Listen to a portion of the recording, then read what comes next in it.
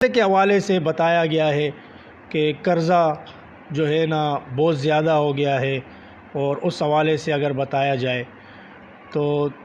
دونوں صورتوں میں آپ یہ عمل کر سکتے ہیں۔ اگر آپ کے اوپر قرضہ ہے یا آپ سے کسی نے قرضہ لیا ہے، دو صورتیں ہوتی ہیں نا، دونوں پریشان ہوتے ہیں۔ اگر آپ کسی سے قرضہ لیں تو آپ بھی پریشان ہوں گے کہ اس کو کب لوٹانا ہے، کس طرح اس کے لیے کہاں سے پیسے لانے ہیں،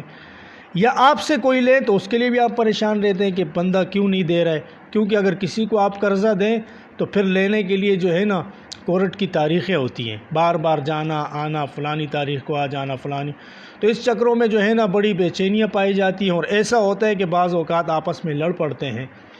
تو ان دونوں صورتوں میں اگر آپ کے اوپر قرضہ ہے یا آپ نے کسی سے قرضہ لینا ہے تو ان دونوں صورتوں میں آپ نے عمل کرنا ہے۔ اس کے لیے بڑا آسان عمل ہے، آپ نے جو ہے نا کوئی لمبا چوڑا عمل نہیں کرنا۔ جب بھی اذان ہو آپ فوراً مسجد جائیں،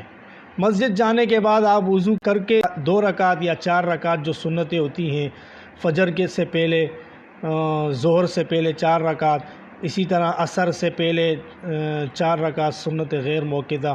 عشاء سے پہلے 4 رکعت سنت غیر موقدہ، جیسے ہی آپ یہ پڑھ لیں تو جماعت کھڑی ہونے تک آپ نے یا وہابو یا وہابو یا وہابو یا وہابو کسی سے بات نہیں کرنی، آپ نے یہ ورد کرنا ہے۔ انشاءاللہ چند روز آپ یہ عمل کریں گے، آپ کے لیے بہترین سبب پیدا ہو جائے گا قرضہ ادا کرنے کا یا قرضہ دوسرے سے لینے کا۔ اس کے پاس اللہ رب العزت کی طرف سے کوئی ذریعہ ہو جائے گا اور وہ آپ کا قرضہ آپ کو دے دیں گے یا آپ کسی کو دے دیں گے۔ تو بڑا بہترین و مجرب عمل ہے، یہ بھی آپ کریں اور دوستوں کو بھی بتائیں۔